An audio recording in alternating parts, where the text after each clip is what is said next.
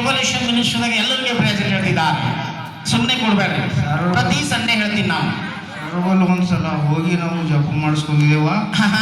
2024ದಾಗ ನಿಮ್ಗೆ ಒಂದು ಮನೆ ಆಯ್ತು ಅಂತ ಹೇಳಿರು. ಆದ್ರೂ ಕೂಡ ಎಲ್ಲ ಒಂದ್ ಕಡೆ ಆಗಿರು ಪಂಚಾಯತ್ವರು.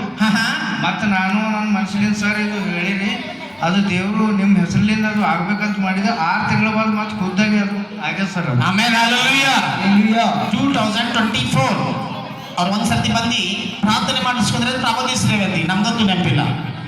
ಬಟ್ ಪ್ರಬೋಧನೆ ಆಗಿದೆ ಅಂತ 2024 ನಿಮ್ಗೊಂದು ಹೌಸ್ ತೋರ್ಸದನ್ನ ದೇವರು ಎಲ್ಲಾ ಜನಗಳಿಗೆ ಕೊಡೋದಿಲ್ಲಂತೆ.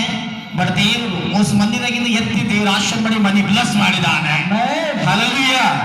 ಅದಕ್ಕೆ ದೇವರ ಆಶೀರ್ವಾದ ಅಂದ್ರೆ ಪ್ರಿಯ ಮಾಡ್ಕೊಳ್ಳಿ. ಅದೇ ರೀತಿ ಸರ್ ಅದು ಇನ್ನೊಂದು ಏನಾಗಿದೆ ಅಂದ್ರೆ ಇವ್ರದ್ದು ಒಂದು ಆಗಿದ ಅಂತ ಹೇಳಿ ಸುಮ್ಮನೆ ಹೊಟ್ಟೆ ಕಿಚ್ಚು ಪಟ್ಟಿ 6 ತಿಂಗಳಿಂದ ಹಿಂದೆ ಹಾಕಿರು.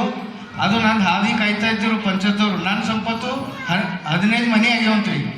ಇವ್ರದ್ದು ಹೆಂಗಾಯ್ತು ನಮ್ದು ಹೆಂಗಾಗಲ್ಲ ಅಂತ ಹೇಳಿ ಅವರು ನೀವು ನಿಮ್ಮದೇ ಹಾದಿ ಕಾಯ್ಲತ್ತೀರಿ, ನೀವು ಮಾಡಿಸ್ಕೊಂಡು ಜಿದ್ ಪಟ್ಟಿ ಮತ್ತೊಂಬತ್ತು ಅವರು ಭೀ 15 ಆದೂರಿ ಅಂತ ಹೇಳಿದ್ರು. ಆಮೇಲೆ ನೋಡ್ರಿ, ನಾ ಎಲ್ಲ ದೇವ್ರ ಸರ್ವ ಪ್ರಯತ್ನ ಆಮೇಲೆ ಈ ಲೈಫ್ ರೆವಲ್ಯೂಷನ್ ಮಿನಿಸ್ಟ್ರಿ ಪ್ರಾರ್ಥನೆ ಎಷ್ಟು ಮಂದಿ ಏನ್ ಮಾಡಿದ್ರು 15 ಮಂದಿ ವೇಟಿಂಗ್ ಲಿಸ್ಟ್ ಆಗಿದ್ದೀರಂತ ದೇವರು 15 ಮಂದಿದಾಗ ನಮ್ಗೆ ಆಶೀರ್ವಾದ ಮಾಡಿದ್ದಾರೆ.